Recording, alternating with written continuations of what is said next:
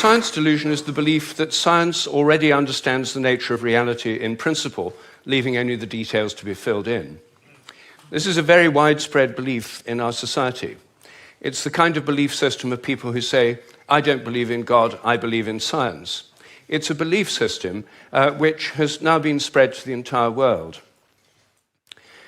But there's a conflict in the heart of science between science as a method of inquiry based on reason, evidence, hypothesis, and collective investigation, and science as a belief system or a worldview.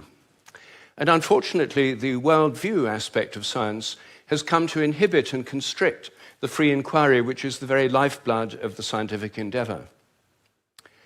Since the late 19th century, science has been conducted under the aspect of a belief system or worldview, which is essentially that of materialism, philosophical materialism. And these sciences are now wholly owned subsidiaries of the materialist worldview. I think that as we break out of it, the sciences will be regenerated.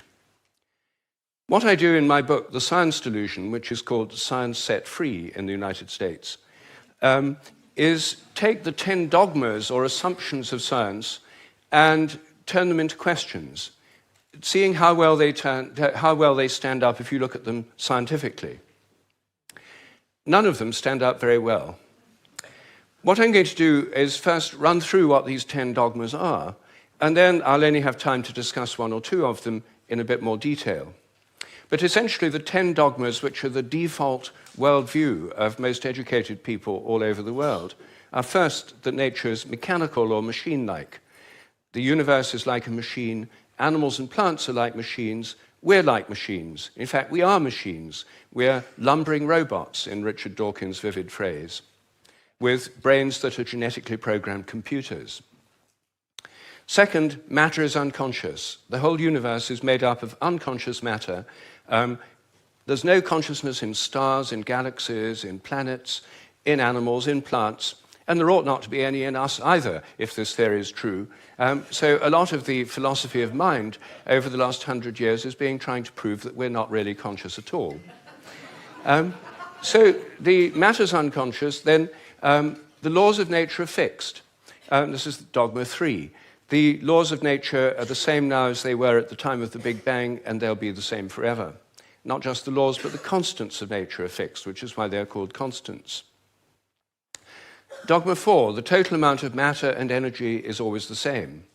It never changes in total quantity, except at the moment of the Big Bang, when it all sprang into existence from nowhere in a single instant. The 5th dogma is that nature is purposeless. There are no purposes in all nature, and the evolutionary process has no purpose or direction. Dogma 6, biological heredity is material. Everything you inherit is in your genes, or in epigenetic modifications of the genes, or in cytoplasmic inheritance. It's material. Dogma 7, memories are stored inside your brain as material traces. Somehow everything you remember is in your brain in modified nerve endings, phosphorylated proteins. No one knows how it works, but nevertheless, almost everyone in the scientific world believes it must be in the brain. Dogma 8, your mind is inside your head. All your consciousness is the activity of your brain and nothing more. Dogma 9, which follows from dogma 8, psychic phenomena like telepathy are impossible. Your thoughts and intentions cannot have any effect at a distance because your mind's inside your head. Therefore, all the apparent evidence for telepathy and other psychic phenomena is illusory. People believe these things happen, but it's just because they don't know enough about statistics, or they're deceived by coincidences, or it's wishful thinking. And dogma 10, mechanistic medicine is the only kind that really works. That's why governments only fund research into mechanistic medicine and ignore complementary and alternative therapies. Those can't possibly really work because they're not mechanistic. They may appear to work because people would have got better anyway, or because of the placebo effect. But the only kind that really works is mechanistic medicine. Well, this is the default worldview, which is held by almost all educated people all over the world. It's the basis of the educational system, the National Health Service, the Medical Research Council, governments, and it's just the default worldview of educated people. But I think every one of these dogmas is very, very questionable. And when you look at it, they fall apart. I'm going to take first the idea that the laws of nature are fixed. This is a hangover from an older worldview before the 1960s, when the Big Bang theory came in. People thought that the whole universe was eternal, governed by eternal mathematical laws. When the Big Bang came in, then that assumption continued, even though the Big Bang revealed a universe that's radically evolutionary, about 14 billion years old, growing and developing and evolving for 14 billion years, growing and cooling, and more structures and patterns appear within it. But the idea is all the laws of nature were completely fixed at the moment of the Big Bang, like a cosmic Napoleonic code. As my friend Terence McKenna used to say, modern science is based on the principle, give us one free miracle and we'll explain the rest. And the one free miracle is the appearance of all the matter and energy in the universe and all the laws that govern it from nothing in a single instant. Well, in an evolutionary universe, why shouldn't the laws themselves evolve? After all, human laws do, and the idea of laws of nature is based on a metaphor with human laws. It's a very anthropocentric metaphor. Only humans have laws. In fact, only civilized societies have laws. As C.S. Lewis once said, to say that a stone falls to earth because it's obeying a law makes it a man and even a citizen. It's a metaphor that we've got so used to, we forget it's a metaphor. In an evolving universe, I think a much better idea is the idea of habits. I think the habits of nature evolve. The regularities of nature are essentially habitual. This was an idea put forward at the beginning of the 20th century by the American philosopher C.S. Peirce. And it's an idea which various other philosophers have entertained, and it's one which I myself have developed into a scientific hypothesis, the hypothesis of morphic resonance, which is the basis of these evolving habits. According to this hypothesis, everything in nature has a kind of collective memory. Resonance occurs on the basis of similarity. As a young giraffe embryo grows in its mother's womb, it tunes in to the morphic resonance of previous giraffes. It draws on that collective memory. It grows like a giraffe, and it behaves like a giraffe because it's drawing on this collective memory. It has to have the right genes to make the right proteins. But genes, in my view, are grossly overrated. They only account for the proteins that the organism can make, not the shape or the form or the behavior. Every species has a kind of collective memory. Even crystals do. This theory predicts that if you make a new kind of crystal for the first time, the very first time you make it, it won't have an existing habit. But once it crystallizes, then the next time you make it, there'll be an influence from the first crystals to the second ones all over the world by morphic resonance. It'll crystallize a bit easier. The third time, there'll be an influence from the first and second crystals. There is, in fact, good evidence that new compounds get easier to crystallize all around the world, just as this theory would predict. It also predicts that if you train animals to learn a new trick, for example, rats learn a new trick in London, then all around the world, rats of the same breed should learn the same trick quicker just because the rats have learned it here. And surprisingly, there's already evidence that this actually happens. Anyway, that's my own hypothesis in a nutshell of morphic resonance. Everything depends on evolving habits, not on fixed laws. But I want to spend a few moments on the constants of nature too, because these are, again, assumed to be constant. Things like the gravitational constant, the speed of light, are called the fundamental constants. Are they really constant? Well, when I got interested in this question, I tried to find out. They're given in physics handbooks. Handbooks of physics list the existing fundamental constants, tell you their value. But I wanted to see if they'd changed, so I got the old volumes of physical handbooks. I went to the Patent Office Library here in London, and they're the only place I could find that kept the old volumes. Normally people throw them away when the new values come out. They throw away the old ones. When I did this, I found that the speed of light dropped between 1928 and 1945 by about 20 kilometers per second. It's a huge drop because they're given with errors of any fractions of decimal points of error. And yet, all over the world, it dropped, and they were all getting values very similar to each other with tiny errors. And then in 1945, it went up, 48, it went up again. And then people started getting very similar values again. I was very intrigued by this, and I couldn't make sense of it. So I went to see the head of metrology at the National Physical Laboratory in Teddington. Metrology is the science in which people measure constants. And I asked him about this. I said, what do you make of this drop in the speed of light between 1928 and 1945?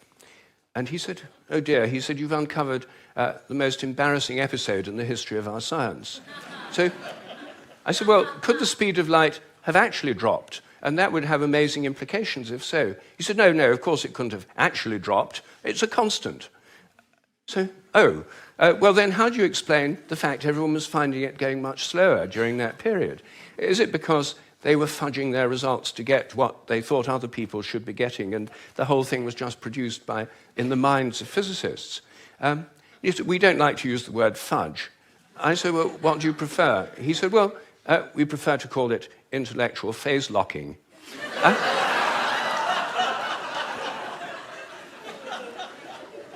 So I said, well, if it was going on then, how can we be so sure it's not going on today? And that the present values are produced by intellectual phase locking. And he said, oh, we know that's not the case. I said, how do we know? He said, we've solved the problem. And I said, well, how? He said, well, we fixed the speed of light by definition in 1972. So I said, but it might still change. He said, yes, but we'd never know it because we've defined the meter in terms of the speed of light. So the units had changed with it. So he looked very pleased about that. They'd fixed that problem. But I said, well, then what about big G, the gravitational constant known in the trade as big G? It's written with a capital G, Newton's universal gravitational constant.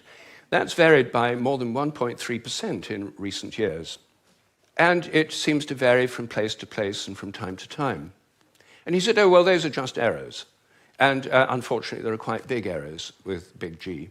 So I said, well, what if it's really changing? I mean, perhaps it is really changing. And then I looked at how they do it. What happens is they measure it in different labs. They get different values on different days, and then they average them. And then other labs around the world do the same, and they come out usually with a rather different average. And then the International Committee on Metrology meets every 10 years or so and average the ones from labs around the world to come up with the value of big G. But what if G were actually fluctuating? What if it changed? There's already evidence, actually, that it changes throughout the day and throughout the year. What if the Earth, as it moves through the galactic environment, went through patches of dark matter or other environmental factors that could alter it? Maybe they all change together. What if these errors are going up together and down together? For more than 10 years, I've been trying to persuade metrologists to look at the raw data. In fact, I'm now trying to persuade them to put it online on the internet with the dates and the actual measurements and see if they're correlated, to see if they're all up at one time, all down at another. If so, they might be fluctuating together, and that would tell us something very, very interesting. But no one has done this. They haven't done it because G is a constant. There's no point looking for changes. You see, here's a very simple example of where a dogmatic assumption actually inhibits inquiry.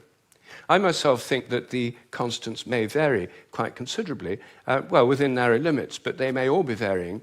And I think the day will come when scientific journals like Nature have a weekly report on the constants, like stock market reports in newspapers. You know, this week, big G was slightly up, the charge on the electron was down, the speed of light held steady, and so on. That's one area, just one area where I think thinking less dogmatically could open things up. One of the biggest areas is the nature of the mind. This is the most unsolved problem that science simply can't deal with the fact we're conscious. And it can't deal with the fact that our thoughts don't seem to be inside our brains. Our experiences don't all seem to be inside our brain. Your image of me now doesn't seem to be inside your brain, yet the official view is there's a little Rupert somewhere inside your head, and everything else in this room is inside your head. Your experience is inside your brain. I'm suggesting, actually, that vision involves an outward projection of images. What you're seeing is in your mind, but not inside your head. Our minds are extended beyond our brains in the simplest act of perception. I think that we project out the images we're seeing, and these images touch what we're looking at. If I look at you from behind, you don't know I'm there. Could I affect you? Could you feel my gaze? There's a great deal of evidence that people can. The sense of being stared at is an extremely common experience, and recent experimental research suggests it's real. Animals seem to have it too. I think it probably evolved in the context of predator-prey relationships. Prey animals that could feel the gaze of a predator would survive better than those that couldn't. This would lead to a whole new way of thinking about ecological relationships between predators and prey, also about the extent of our minds. If we look at distant stars, I think our minds reach out in a sense to touch those stars and literally extend out over astronomical distances. They're not just inside our heads. Now, it may seem astonishing that this is a topic of debate in the 21st century. We know so little about our own minds that where our images are is a hot topic of debate within consciousness studies right now. I don't have time to deal with any more of these dogmas, but every single one of them is questionable. If one questions it, new forms of research, new possibilities open up. And I think as we question these dogmas that have held back science so long, science will undergo a reflowering, a renaissance. I'm a total believer in the importance of science. I've spent my whole life as a research scientist, my whole career. But I think by moving beyond these dogmas, it can be regenerated. Once again, it can become interesting and, I hope, life-affirming. Thank you.